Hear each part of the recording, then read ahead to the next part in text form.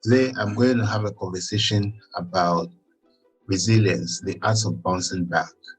And we're going to walk through how each one of us, or we're going to learn from how we can put ourselves together when things go down for us. Going down in life is something that is inevitable.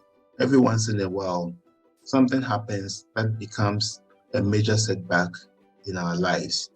And I have the honor and privilege of talking to a very good friend of mine, Bernice, regarding the subject matter of resilience. So stay with us as we begin the discussion. You look nice. I look quite tired.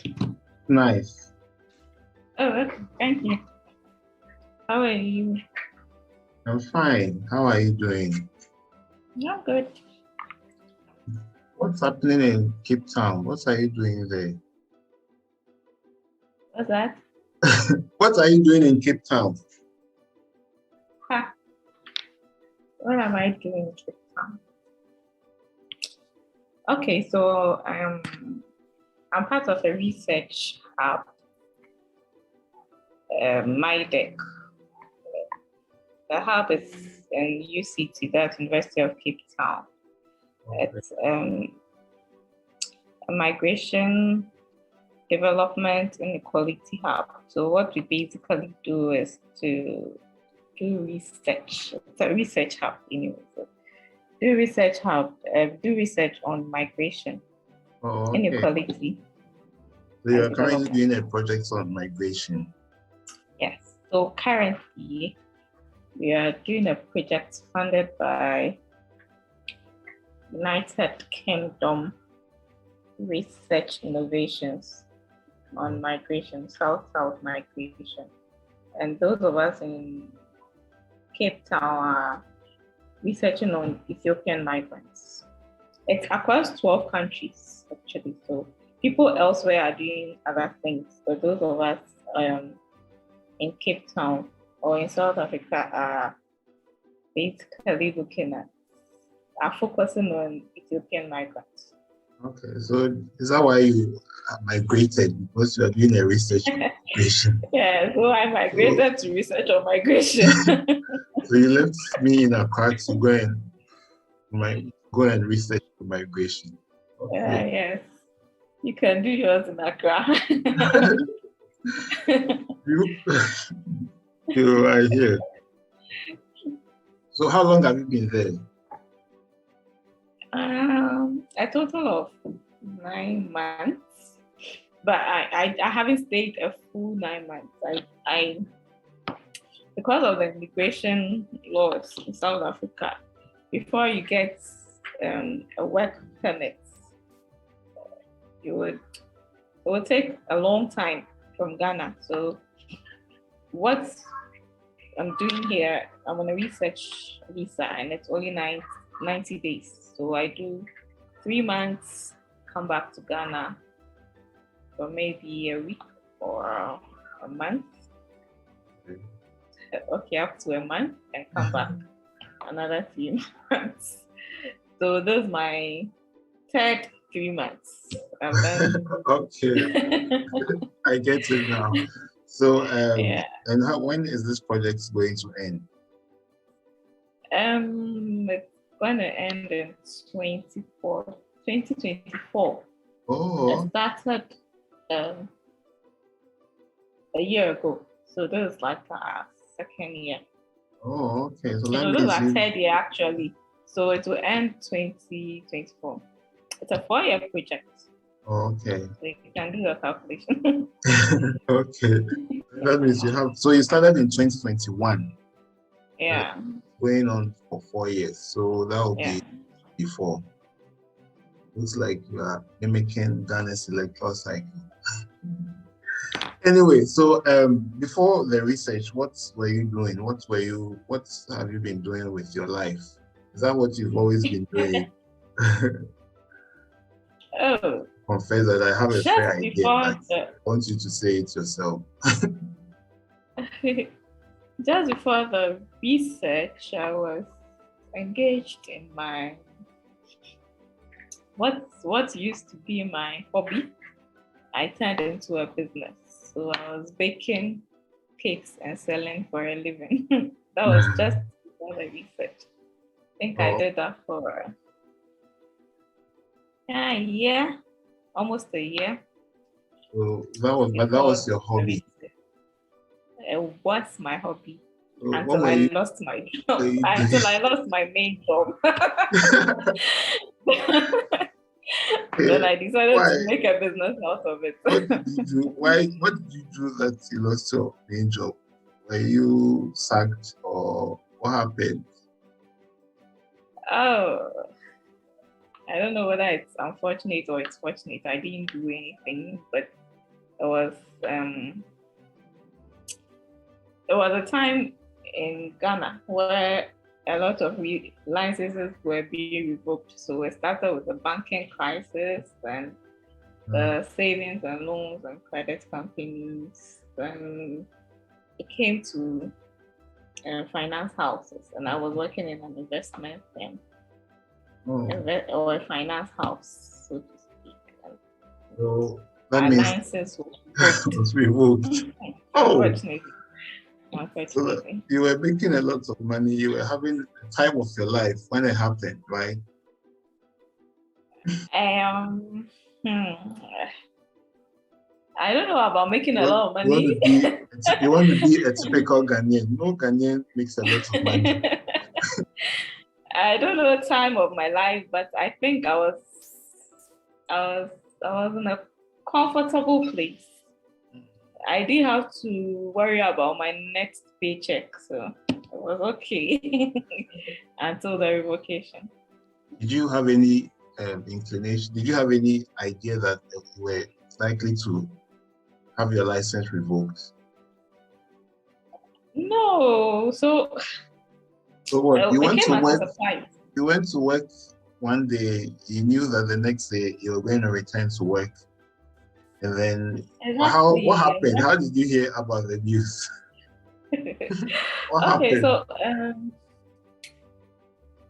so this is what was happening before even the day. So there were I mean most of these banks um lost their licenses, they were closed down, and there was a run on other financial institutions for funds because clients could not access their funds in the banks. So obviously they'll go to their savings and loans or investment firms. Then it came to savings and loans companies, then investment firms. So the company I was working with at the time had to renew their license. So we had quite some difficulty renewing the license. We had auditors come around to audit and all that. And finally, our license was renewed. So we thought, hey, that is it. You know? Okay. I mean, we are out of the red zone. Little did we know that the red zone was hitting us hard in the face. So one day we went to work. This was, I think, 8th November. We went to work, and it was a very normal day. We were working. 8th November, this was in which year? 2019, 8th November. 2019. Okay. Yeah.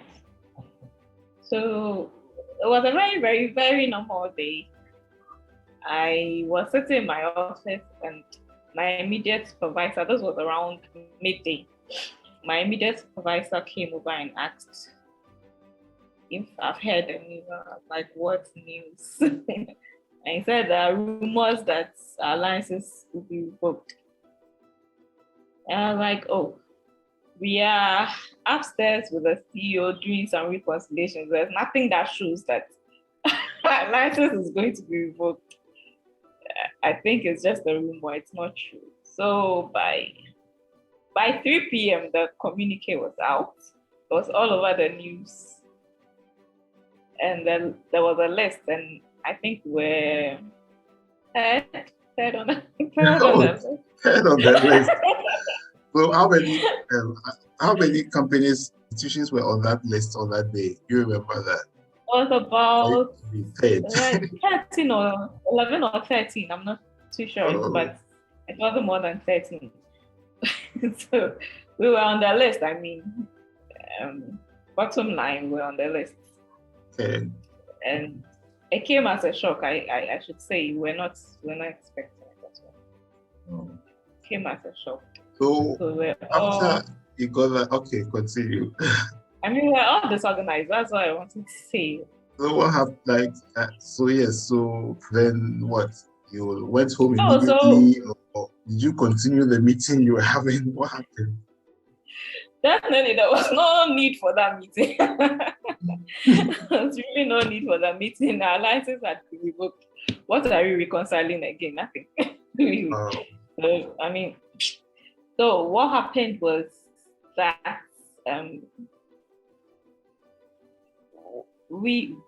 because we didn't know that was going to happen, and we heard it in the news almost immediately. There were officials from SEC at our front desk. Our front is the gate. Securities and Exchange Commission. Yeah, Securities and Exchange Commission, waiting to close down the office. Hey. Yeah, almost immediately. So you were hit by something, and now another. Almost. So they were like on their way to the office, even before the communique became public. Yeah, I'm sure they were even parked at the car park, and we thought they were clients. Interesting. Yeah. So, what happened? Our HR called us to a meeting to inform us. I had seen it. People in my department had seen it. But most of my other colleagues in other departments had not seen the communique. It was on Facebook. It was on some of these investment platforms and all that. So she communicated and told us the management were taking the case, had decided to take the case to court. Okay. So that was some kind of, that gave us a little bit of hope that we've been treated unfairly. So maybe the court. What became of the court case? Is it still in court or it's been resolved? It's been resolved. I think that's case. This is my personal opinion, though. I think it was just for us to be relieved a little of the shock, because a lot of us were not expecting the news. So you as a person, that day, what happened when you go home, and then the next morning, like throughout the night till the next morning and the days ahead, what were the things running through your mind? How did you cope? Surprisingly, I felt nothing. I don't know why.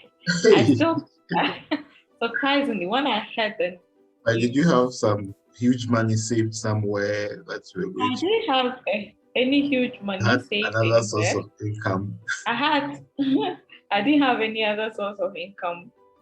I had some money in another investment company, and it was also in the list. So really, I was hit twice on that day.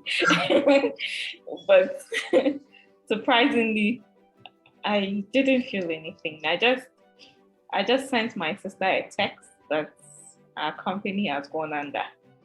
And when I went home, those I had to tell, I told. And that was it, really. I didn't feel anything. I think after a few days, and I decided, okay, what is plan B? Let me look around for what I'll be doing after, because my next paycheck is not assured this time. From the beginning, I said I was comfortable. I knew where my next paycheck was going, but this time around, I don't know. So, and my little money was also on that list. So yeah, why do you think you didn't feel anything? If I don't know why. Is there anything in your upbringing or your orientation that made you not feel anything, even in the midst of such a situation?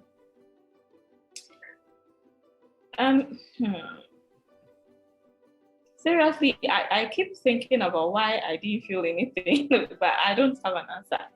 I just didn't feel any. Okay. I mean, we're all surprised that it came to that. I mean, because license had just been renewed, and so we were not expecting that news. I wasn't expecting it. Most of my colleagues were not. So it Okay. was So surprising. I was yeah. shocking to an So you extent. started But thinking about Plan B, and what became of the Plan B? What was the Plan B? I guess that is the catering business. yes. So after a few weeks, I started. That there should be about 2 weeks or 3 weeks after. I started thinking about Plan B. So I discussed with a friend, not really discussed. I was also looking around for what could be Plan B, and a friend told me, "What about the baking thing you've been doing? Why don't you make a business out of it?" I was like, "Yeah, good idea." And at the time, I'd been planning to attend maybe a short course to hone the skills, because I was like a basic decorator and basic stage in terms of baking. So I decided to take that up. So I paid for school with the little money I had left and then started attending. So revocation was in November. I started cake school in, I think, in April of the following year. Oh.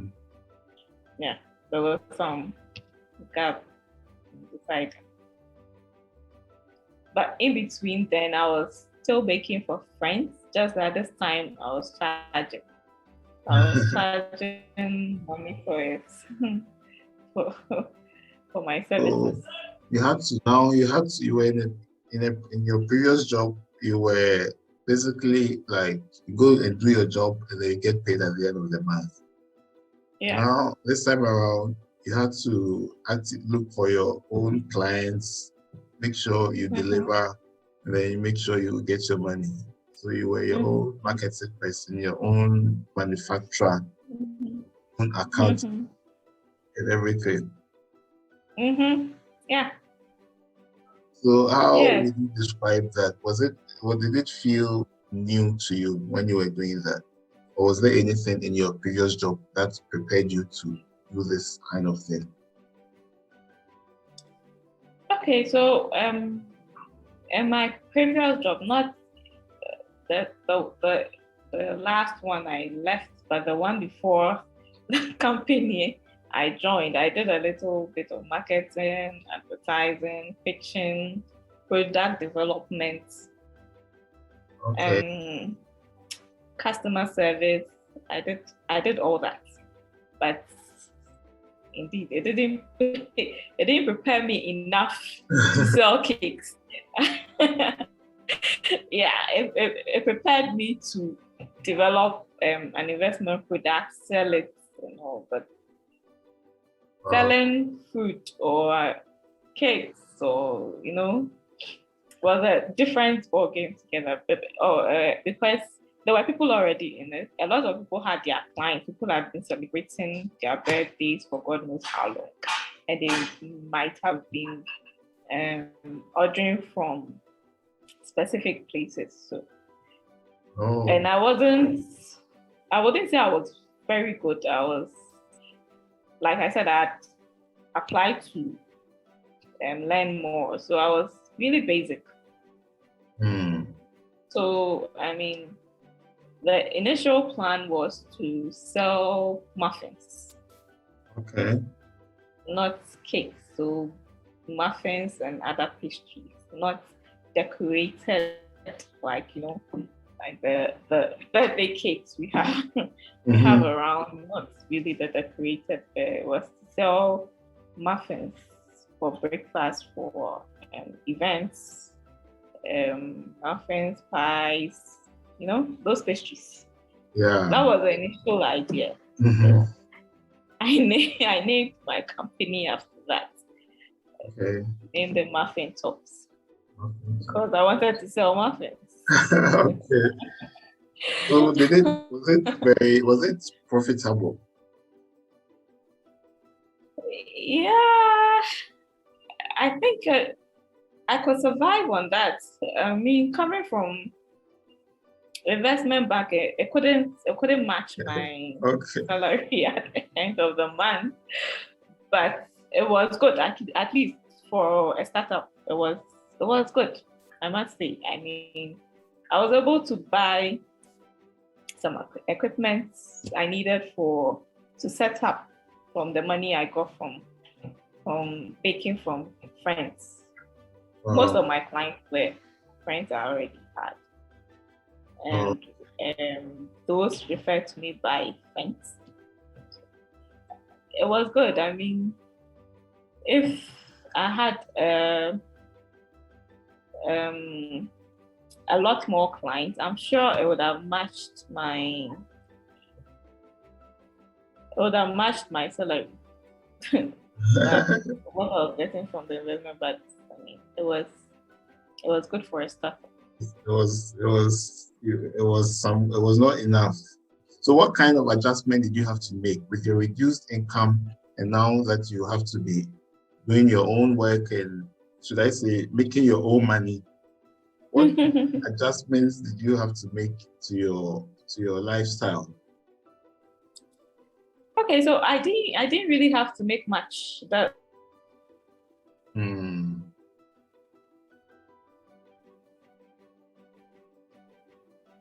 What's happening? I was working from home. Okay. I produced from the house, get a delivery guy or Uber if I'm not getting any delivery guy to deliver to the person. What I didn't do much. I wasn't able to save as much as I was before, but it wasn't much shift from what my lifestyle used to be. You were still living good, eh? It wasn't. Pardon? You were still living good.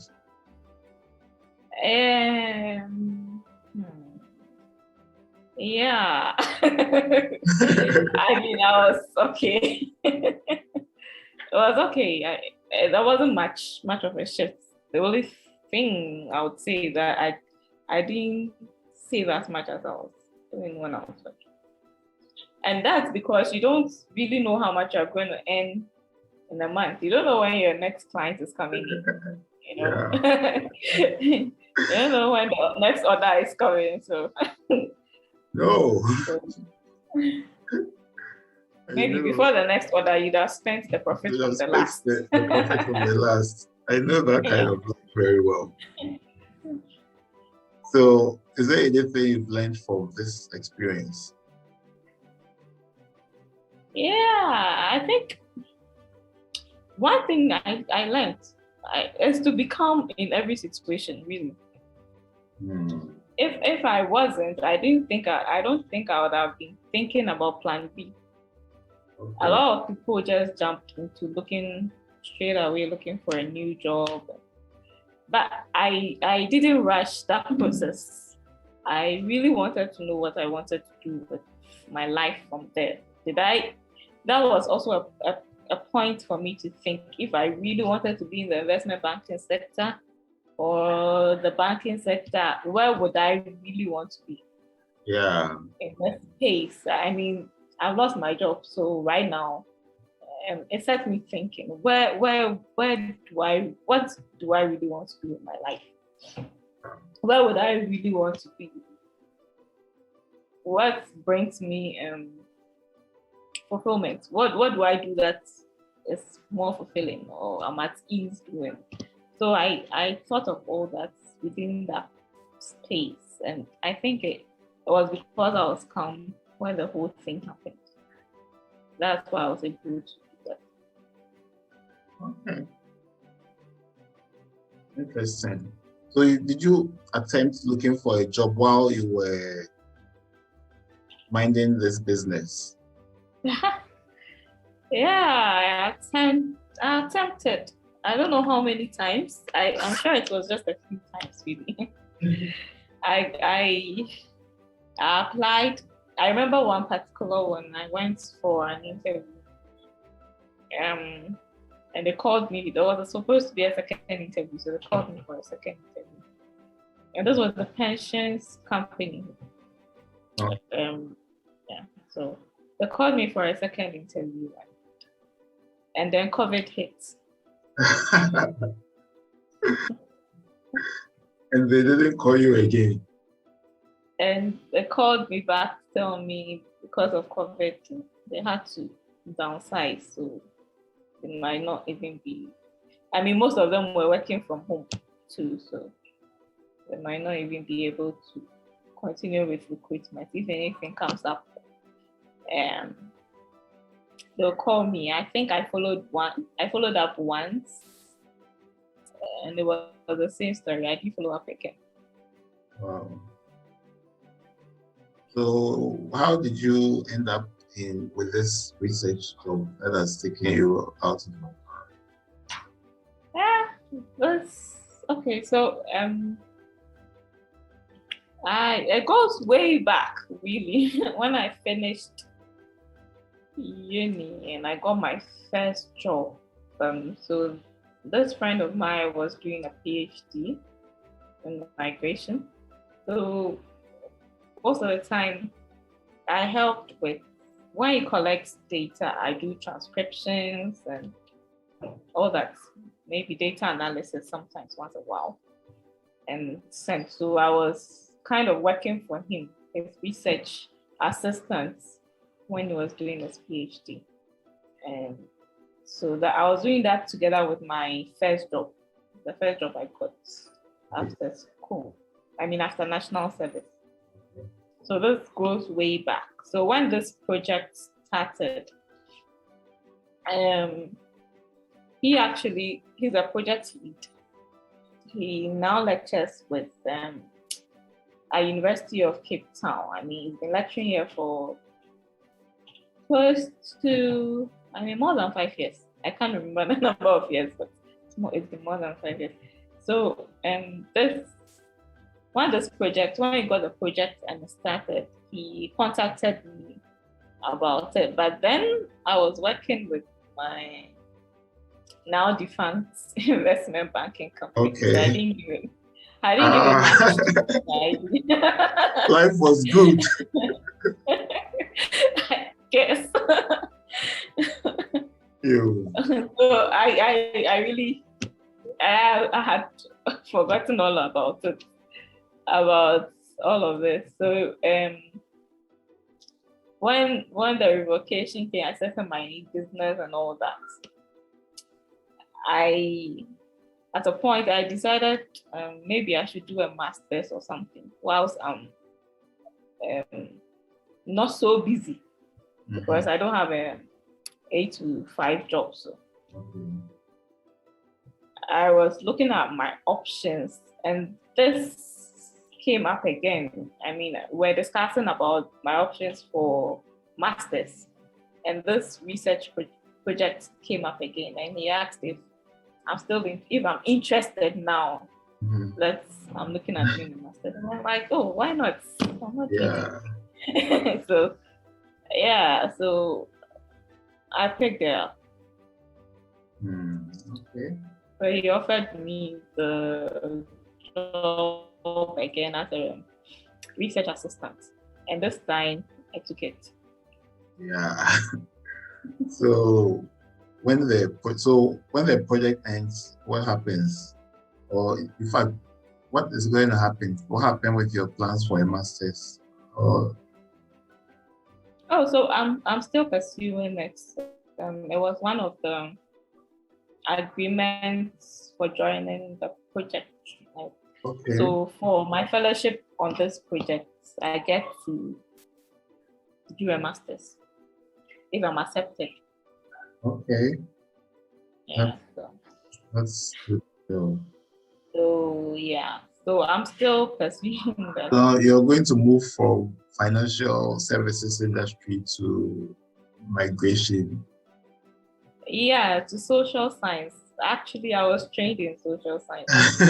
Wait, so Not much of a move. I so think I rather moved from the social sciences you were to trained in social finance. science, then you found Yeah, yourself in finance. Now finance. you're going back Yeah, I'm back. to social I'm back science. home.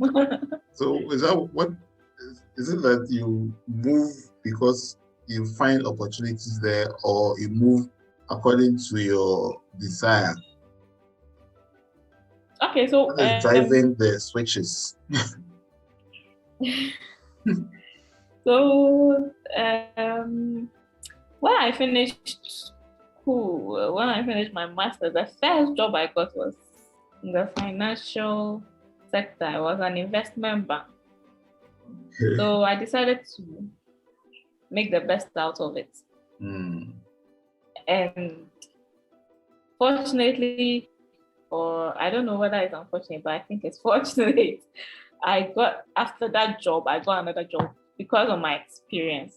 But then I really never abandoned social sciences because as I told you before, I was research assistant to this this friend of mine whilst I was even in the first job. So every now and then, when there's anything connected to research and all that, he sends me maybe the data to analyze, to transcribe, or something of the sort. So really, I never abandoned it. It was just as a background. Okay. Okay. So now, like I said, there was some introspection when I lost my job. Okay. And and so I mean, I got a lot of friends sent me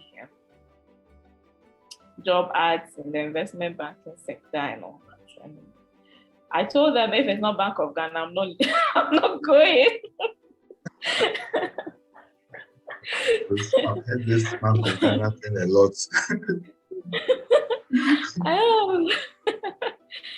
There's no Bank of Ghana, you're not going. Okay. Yeah. So I mean, what I'm trying to say is that after the introspection, I realized that I wasn't gonna do investment banking. Moving from for someone trained in social science and now who had to work as a financial services person, was it a struggle, or were you motivated by the rewards you were getting, so it was not much of a struggle for you? Okay, so from the beginning.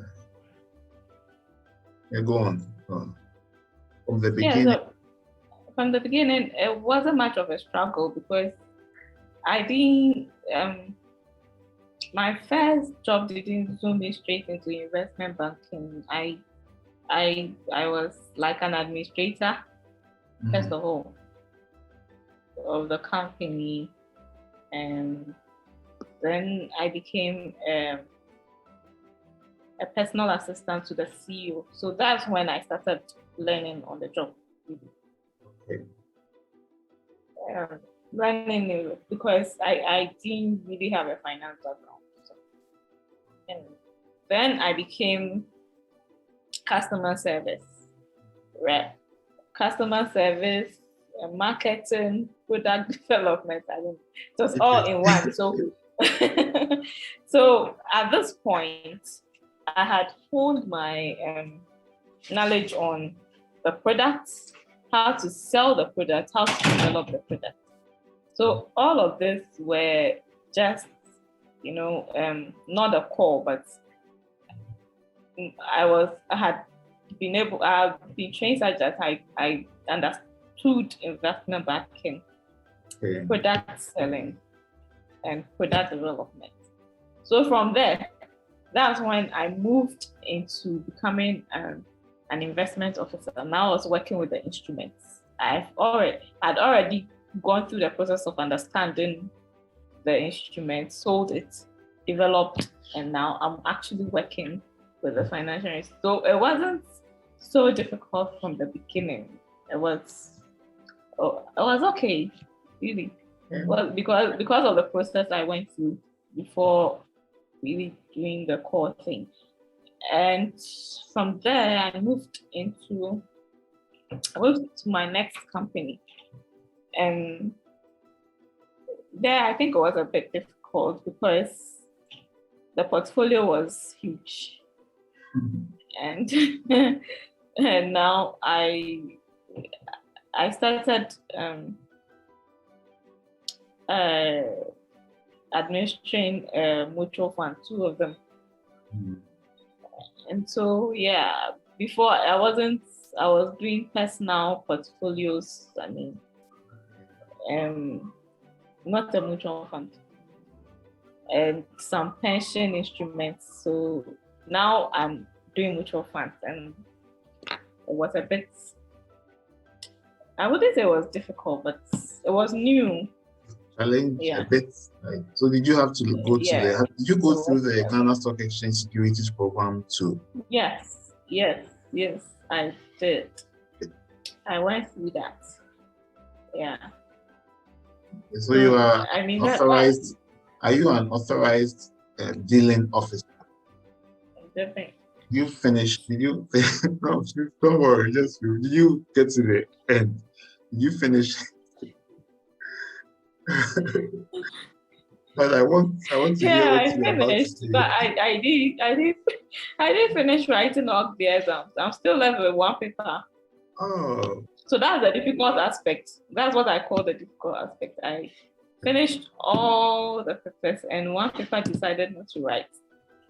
Okay. I'm going to let you go.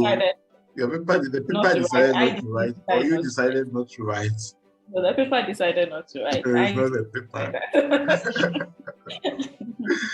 It's not a paper. I'm going to let you go soon.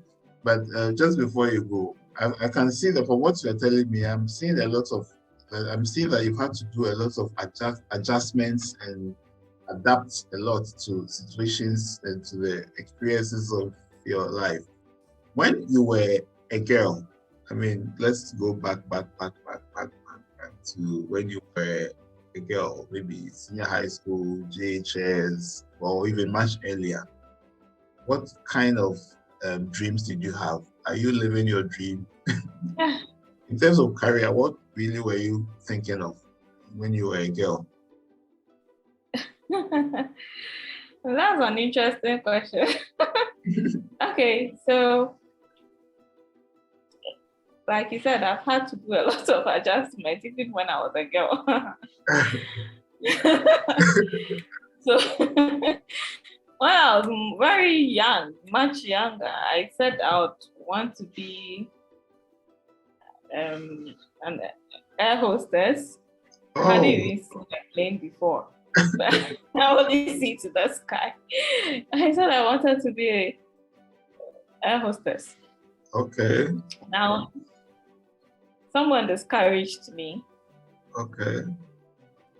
And when I was maybe a teenager, I guess, I thought I wanted to be a doctor. Oh, okay. Yeah. It's as charged. I wanted to be a doctor too. Yeah, I wanted to be a doctor. I didn't know that you needed 10 ones to go into SS to become a doctor, to get science, in fact, to become a doctor. Yeah. I didn't get 10 ones. So my dream of becoming a doctor died there.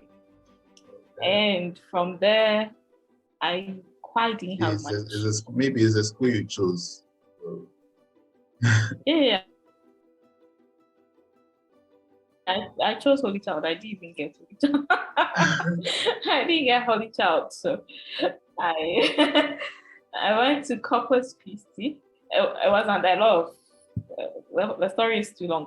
So I ended up in Corpus Christi, and at the time Corpus Christi wasn't offering science. Oh.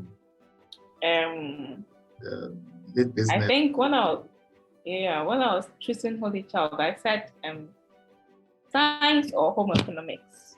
Okay. Yeah. Why didn't you meet you for home economics? I just like catering in school. I don't know why. I don't know. So it was just any of the two really. And in home economics, you could have the you do biology, I think. Yeah. So you can be a nutritionist. So if I don't become a doctor, I become a nutritionist. Yeah. I work in the hospital anyway. Mm. Oh, okay.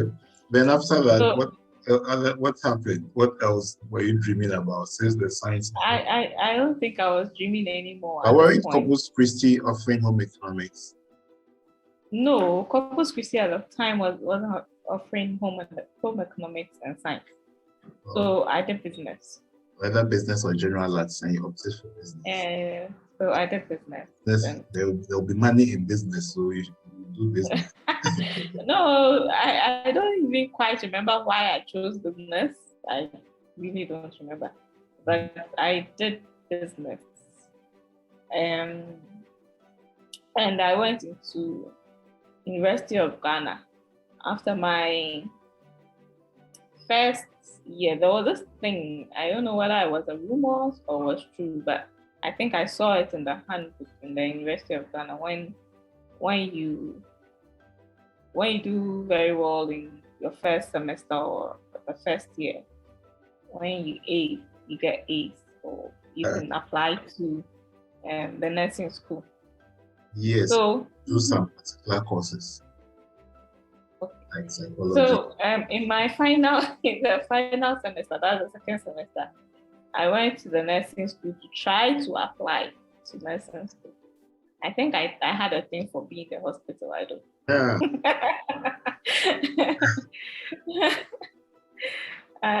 To try to apply for the nursing school, and whoever I met a certain lady, and she told me I would have to, semester has to end, and I'll bring in my transcript.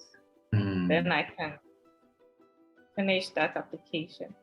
Okay. So the semester ended. The following semester, I took my transcript. I didn't meet that same lady. There was another lady, and she was like, "No, we don't have that thing here." It's either she said something like the rules are changed, or we don't do it anymore. Sure we don't have. I don't know. So that was it. I went the second time. The same lady who told me it's not done was the one there, so I couldn't really do much. I'm sure she So that was it. So after school, I just told myself, well, the first job I get, I'll be good at it. Okay. That's all. Here you are. Yes. And here I am. Okay. So I guess I have to let you go now. I was hoping we could do something very brief. It looks like we spent quite a bit of time. So thank you for talking to me. Thank you. You know, it's always a pleasure talking to you. And just who are watching know that you are one of my favorite people in the world. Thank you for agreeing to expose yourself like that. I know you don't like exposing yourself this way. Yes, I don't. You've exposed me. I didn't expose myself. Janet, so thank you very much for doing this. So I'm hoping that people who watch this will be inspired as well. Because I know that in my private life, you've been a lot of inspiration to me. So I know that exposing you like this, other people will get to be inspired as well. As we would say in Ghana, thank you very much. It's my pleasure. Anytime.